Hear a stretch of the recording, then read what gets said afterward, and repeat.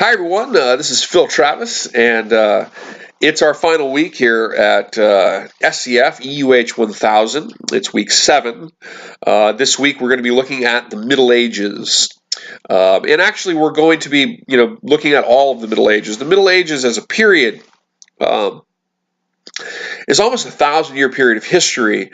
It strings from what we call the early Middle Ages, which was embodied by the time of King Charlemagne, the Carolingian king, who, of course, from Germany, what is today Germany, who was, of course, crowned the Holy Roman Emperor by the Pope in 800 CE or AD.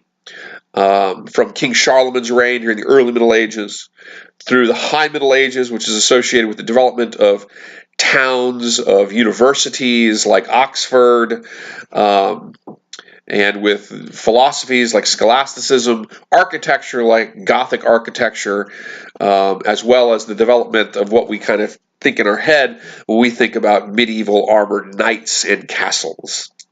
And then we go all the way through into the late Middle Ages, and the late Middle Ages is associated in particularly the 1300s, in the 1400s with events like the 100 Years' War, and of course in the middle of the 1300s, the Black Death.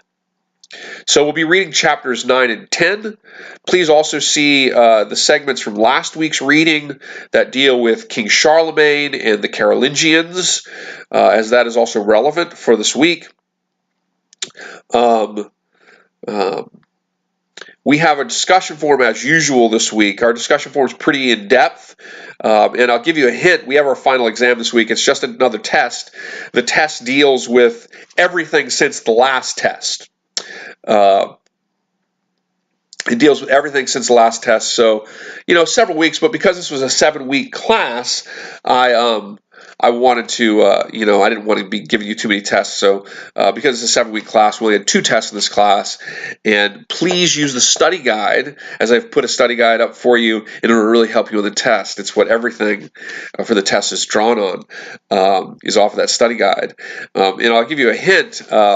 The essay question, if you choose it, if you choose this essay question, is based on part of this week's discussion, which is should we as historians see the Middle Ages as a dark age?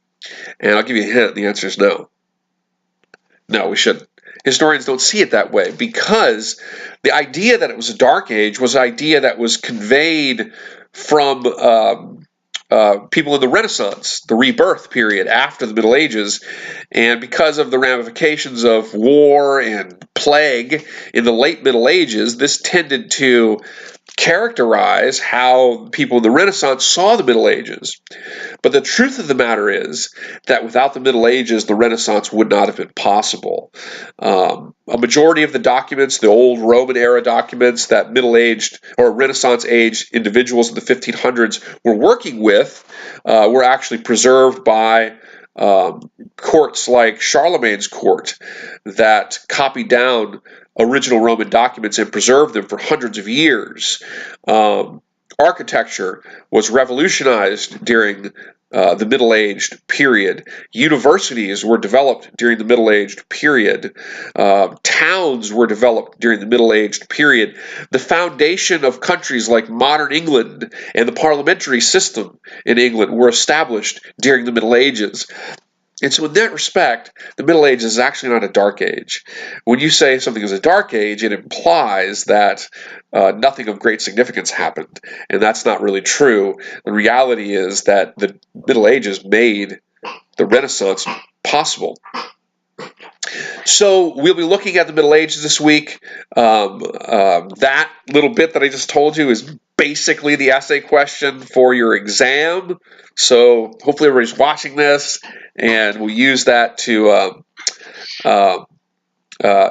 write a really good short essay on our exam. Please don't copy and paste anything from your discussion forum on the exam. I want to see you write that while you take it, but that's just a little heads up. That'll help you in the discussion forum, and it'll help you on the exam. I hope everybody's really enjoyed this class. I've loved having each of you in this class. I love teaching this class, and I hope it's been a fun learning experience for each of you. The factoid for this one is easy. If you look just below the announcement here, you'll see a picture of Port Chester Castle. If you have this, if your screen is maximized right now, when you're done watching this, minimize it, and you'll see that picture just below the announcement link. Port Chester Castle is an interesting site, and that picture is a picture I took. Port Chester Castle is in southern England, and what's interesting about it is it's a defensive site, and it's an ancient site, and it's a site that was originally founded by the Romans when the Romans conquered England back in the 3rd century Common Era. And so when you look at that picture, and this is the factoid, the walls that are on the very outside of it are actually Roman walls. They're highly intact. They're the largest, most intact Roman walls north of the Alps, and they're almost 2,000 years old.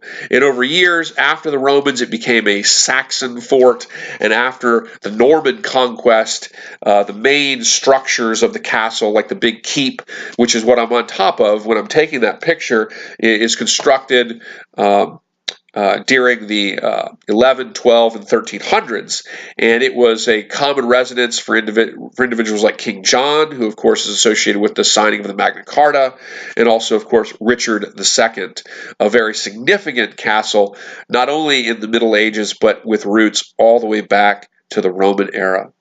So that's the factoid. Port Chester Castle, with the oldest, most intact Roman walls, north of the Alps in southern England. All right, guys, have a great week. Email me that factoid no later than Wednesday by midnight. Get your bonus point on one of those test grades at the end of the term. And please let me know if you have any questions, guys. I'll see you in the discussion forum.